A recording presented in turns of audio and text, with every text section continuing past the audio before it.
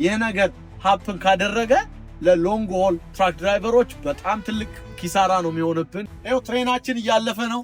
የእኛ ተቃዋሚዎች እነዚህ ናቸው። አሁን ከኮስት እስከ ኮስት ድረስ በትሬን ነው መጓዝ ያለበት ተብሎ ትልቅ ክርክር ነው። እዩት እዩት፣ ትሬኑን እዩት እዩት እዩት።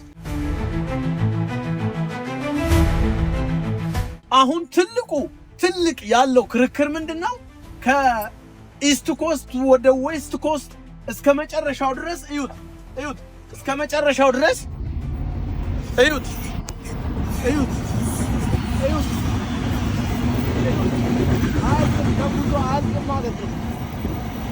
አሁን ምንድነው እያሉ ያሉት?